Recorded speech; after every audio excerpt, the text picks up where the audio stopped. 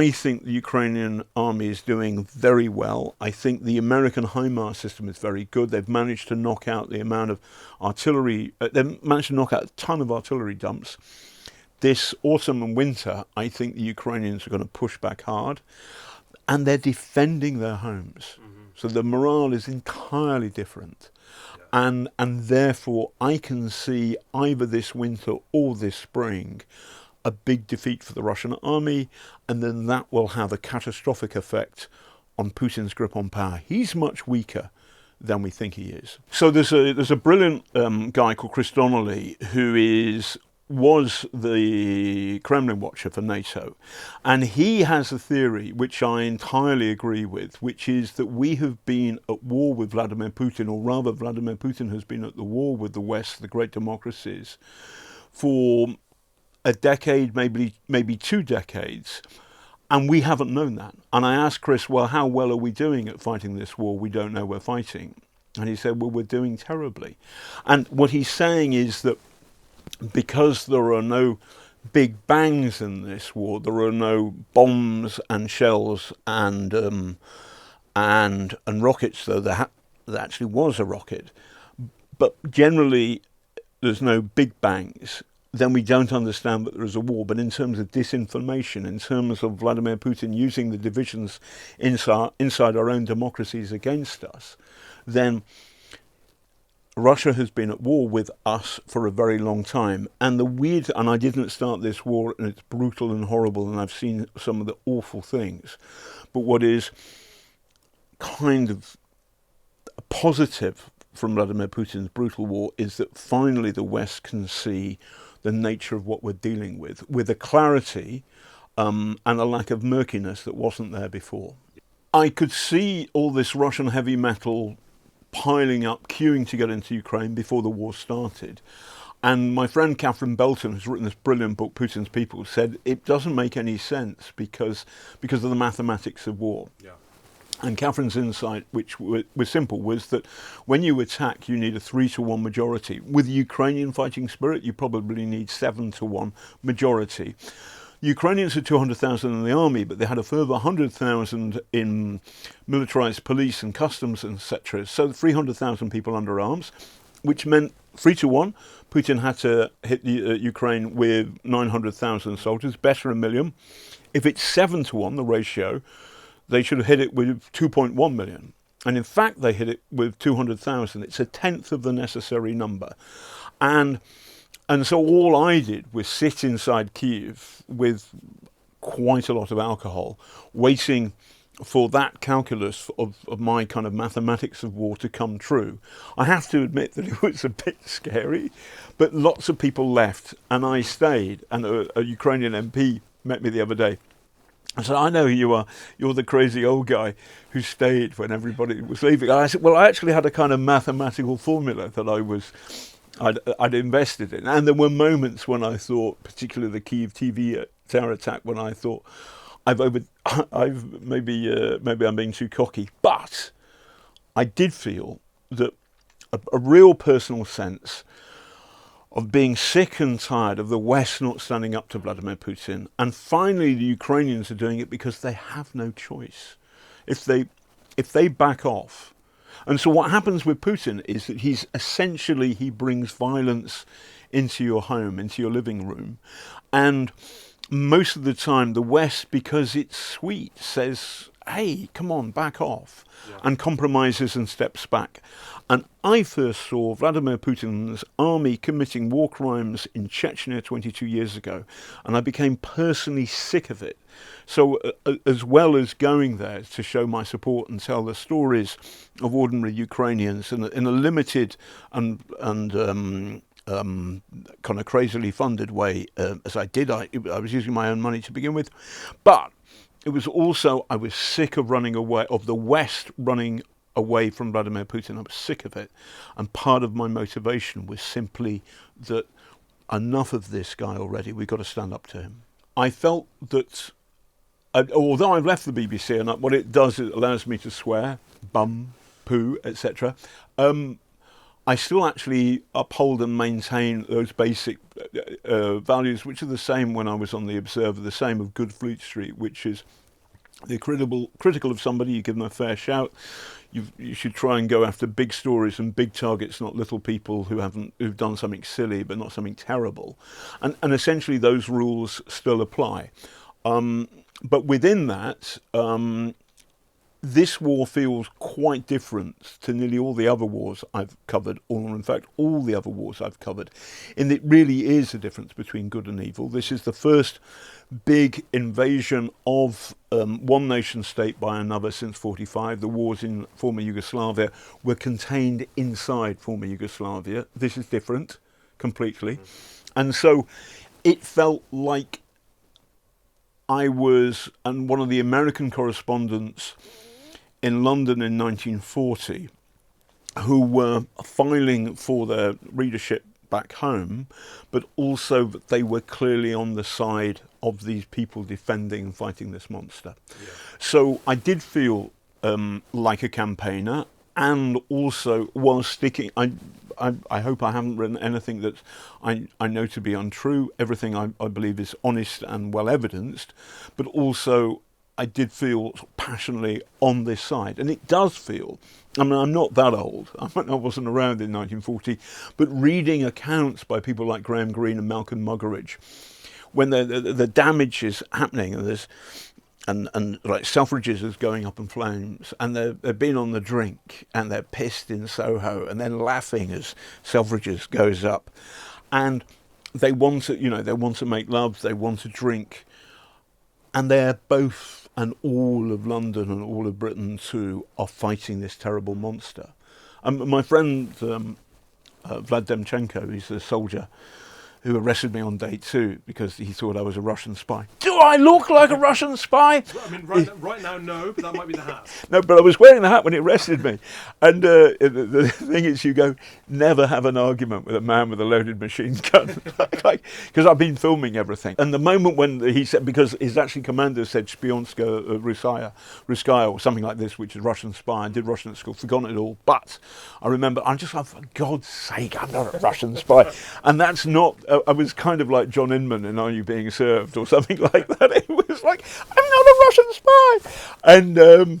And that very demeanour kind of unlocked a lot of suspicion. Yeah. But by which point I've been plugged into the military bureaucracy sausage machine, and they took me off to the Ukrainian intelligence, the SBU, who checked me out. And by the way, this is day 2. So target number 1 is Zelensky's presidency, number 2 is the SBU headquarters. Yeah, sure. And I spent an hour in there, and I just thought, and there's pointless arguing with it inside a military bureaucracy, but I just kind of wanted to say, hey, come on, chaps, if we could sort of speed up this, then I'd be grateful, because I'm sitting right in the dead centre of somewhere which is pretty unhealthy. It was darker than I thought. I've been to lots of terrible places in Sarajevo and Vukovar after the end of the siege, and Osijek and Dubrovnik in Yugoslavia, and also I saw the Saddam's war against the Kurds in '91, and what happened in 2003 in Baghdad. But this was killing civilians whole scale. And I saw 2, in particular, people in civilian clothes. One guy had been shot in the back of the head, one guy a bullet right between the eyes. And it's one of the most obscene things I've ever seen in my entire life. And these are both war crimes.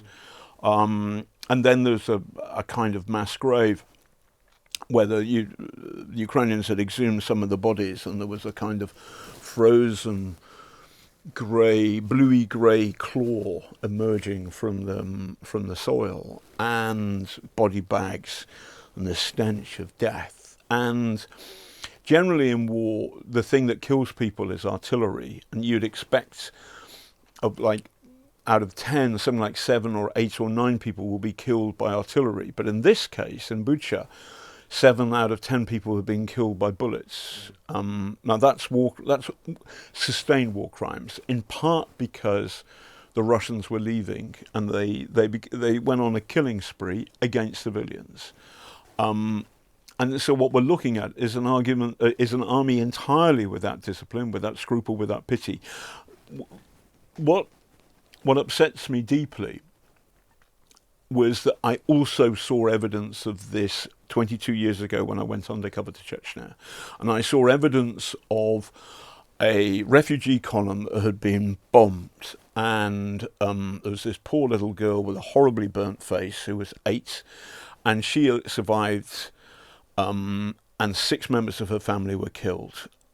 And then on the road to Borodanka, which is another place where the Russians fired missiles from planes into an apartment block, killing about 40 people there and then. And the destruction was obscene. But on the road, there was a whole series of cars with Yeti in Russian, meaning children, that had been shot up. And so this was war crime after war crime after war crime. Now, all of this evidence, to me, and I start picking up this evidence 22 years ago in Chechnya, but you stack it all up and it tells you something, it gives you a warning that we cannot trust the word of the Kremlin, of Vladimir Putin. He's not and this is the problem that Western politicians have. He's not somebody you can trade with, deal with, set up a series of compromises. 2016, I was invited by the Ukrainian Psychiatric Association, my favourite organisation on the whole planet, and they had me in, and I gave a talk in Lviv about the danger of Scientology, because Scientology was setting up shop in Ukraine. This wonderful president of the association is my friend Semyon Gluzman. Semyon was the first Soviet psychiatrist back in the 70s to blow the whistle on the Soviets' abuse of psychiatry, essentially locking up a brilliant Soviet Ukrainian general who had complained against the Communist Party enriching itself. And he was locked up as somebody who was criminally insane and given horrible psychiatric drugs. And Semyon wrote a brilliant paper eviscerating this evil, dark nonsense. And he spent 10 years in the Gulag under KGB thumb, which makes him an expert, probably the world expert on the KGB mindset. Now, he's never met Putin, but he knows lots of people who were inside the KGB and he understands them. His view is that Putin is not mad in the clinical psychiatric sense. He does not have he doesn't have hallucinations, he doesn't hear voices.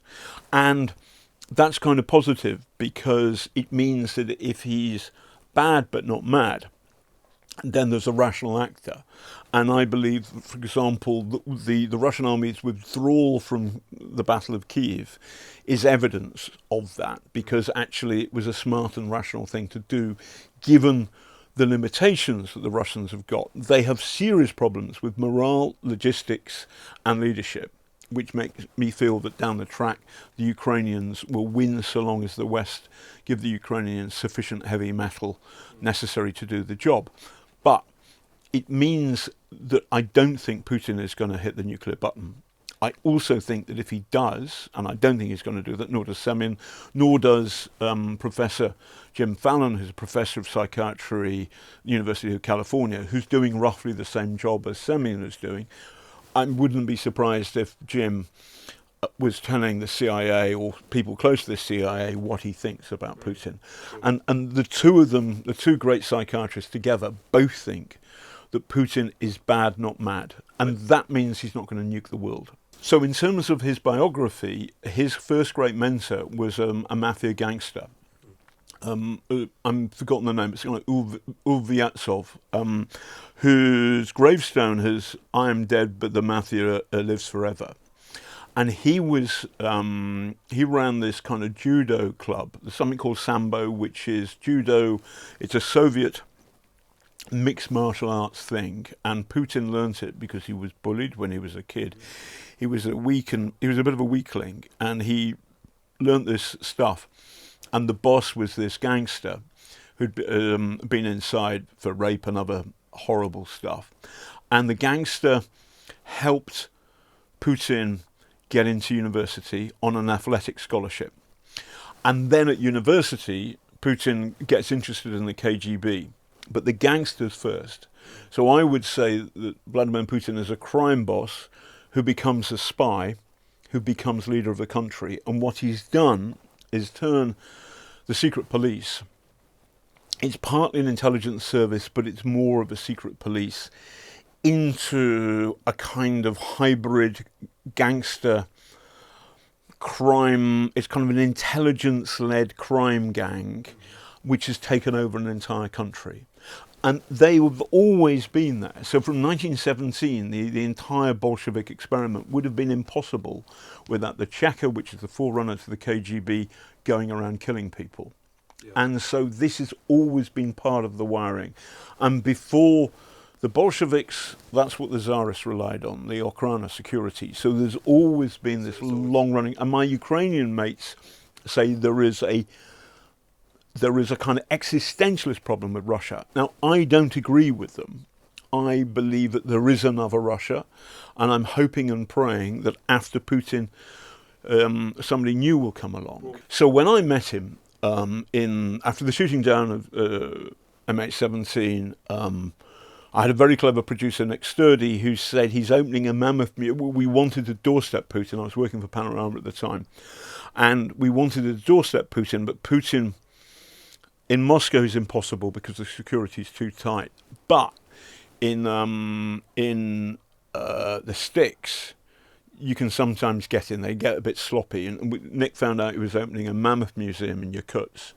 And I'd go to my niece's wedding, and I was still pissed from the wedding, and I turned up with my wedding suit. But with my beard and my wedding suit, I looked like a professor of mammothology. And I wasn't wearing my lucky orange hat. And I stepped forward, and I said, what about the killings in Ukraine? Not just the Russians and the Ukrainians, but the Dutch, the Australians, the British. This is the shooting down of MH17. And he stops and he answers my question.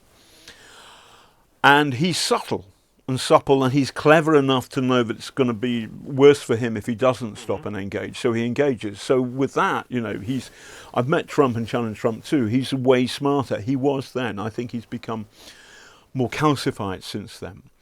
But what was striking, Hugo, was that his face was weasel-like. He looked like a space alien, but thin. Now, his face... He's bloated and varnished. He looks like... the varnishing is different. That he was varnished when I met him because he's got Botox and so plasticky. But the structure of his face was narrow and weaselly, space alien-ish. Now, he looks like a hamster, his cheeks stuffed with straw. And my friend Ashley Grossman is professor of medicine at Oxford and neuroendocrinology.